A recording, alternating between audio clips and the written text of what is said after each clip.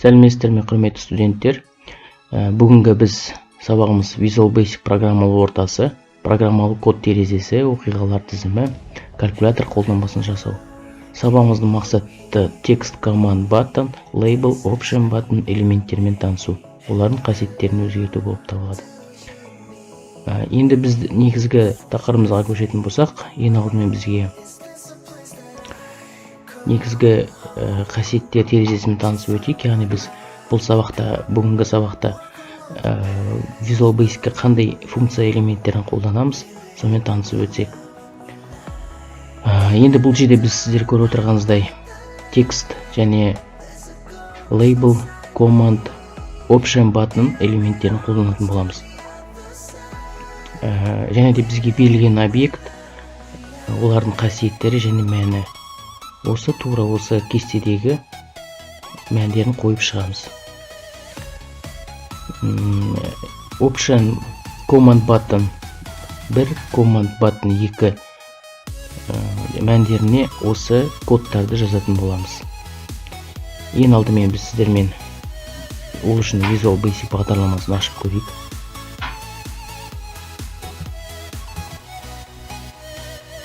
Бұл жерде бағдарламаны өздеріңіз жақсы білесіздер. Ашқан кезде стандарт exe форматын таңдайтын боламыз.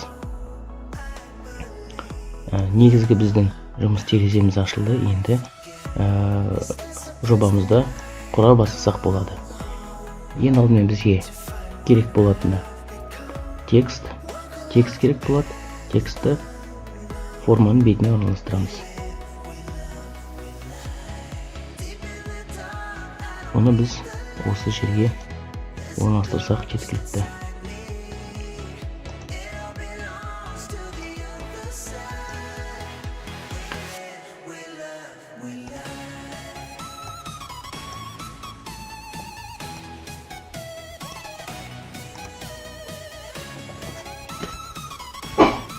Ендігі кезекте label.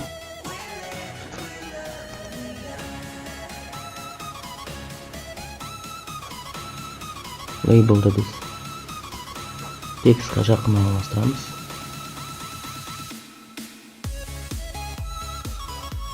Label'дан бізге GT label керек болады.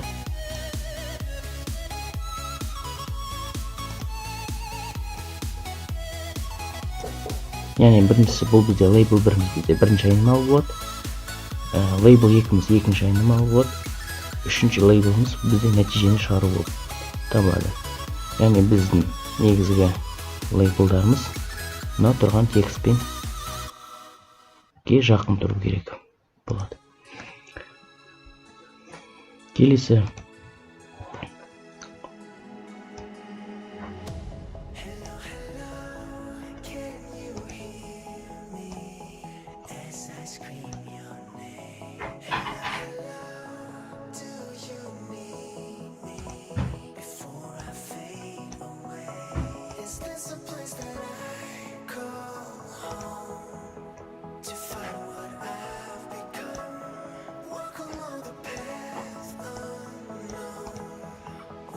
бұл жерде пішінін сақтаймыз.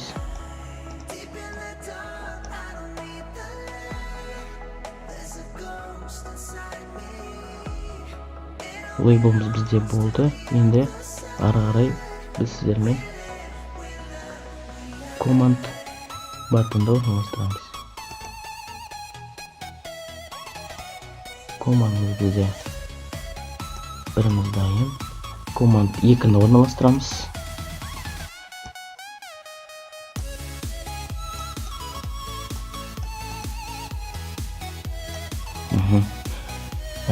Енді кезекте бізде option button керек болады. Option button'ымызда label 4, label 5, label 6, label 7-ге орналастыратын боламыз.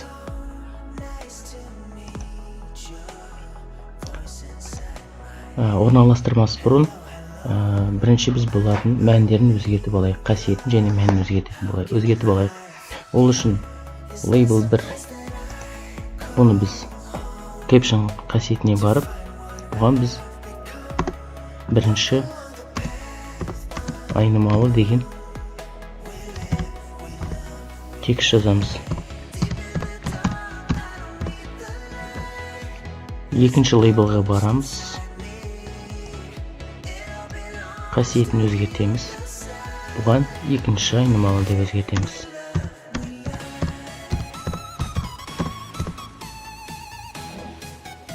Үшінші лейблімізді дәл солай өзгертетін боламыз, бірақ бұған біз нәтиже деп жазамыз. Енді кезекте бізде текст 1, текст 2, текст 3. Ол үшін құрылған текстімізге үстіне бір рет басамыз. Caption қасиетіне барып, текстті тазалаймыз. Дәл солайынан қалғандарында қайталап жасаймыз.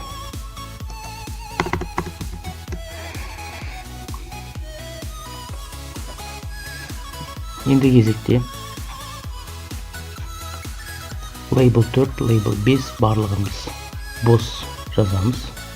Тазалаймыз, яғни.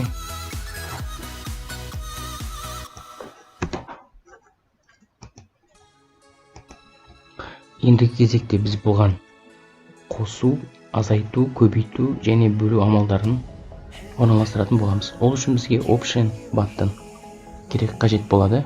Option баттынды құралдар тақтасынан таңдап, Label 4-ке орналастыратын боламыз.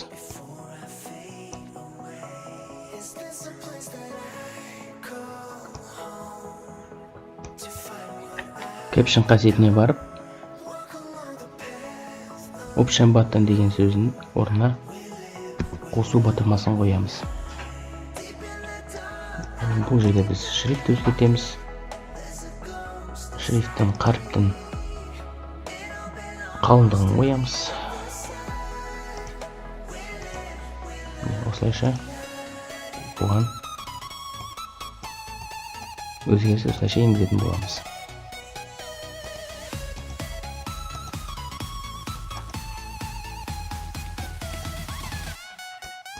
Енді кезекте бізде Command 1 және Command 2 батырмаларын қасиеттерін өзгерту керек болады. Ол үшін Command 1-ге Caption қасиетіне барып,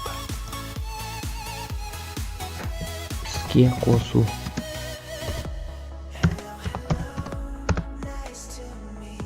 Текстін жазамыз. Бұнда біз қаріптің өлшемін үлкейтсек болады. Command 2-ге шығу деген текст жазамыз.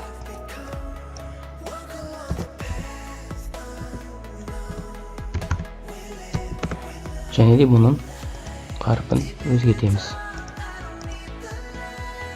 Енді кезекте бізге Command 1, Command 2 командаларының кодтары жазу керек болады. Ол үшін біз Command 1-міз, яғни іске қосу деген батырмамыз екі рет басып, бағандармен көрсеткен кодтарды жазамыз.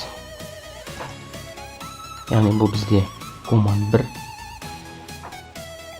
мәнікі, а бұл Command 2-нің коды болып саналады.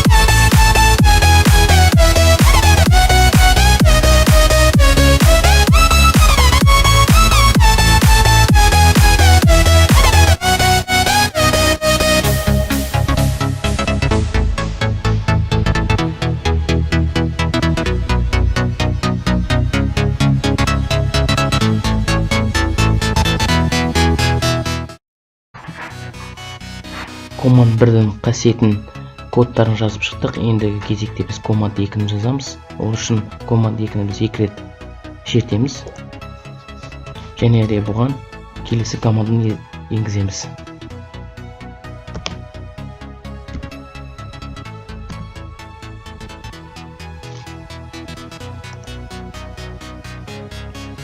Нәтижені көру үшін play-ді басамыз.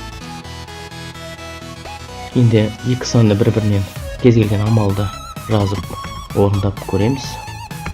Мысалға екі санның қосындысын табу. Осылайша басқа да амалдарды орындай беруімізге болады.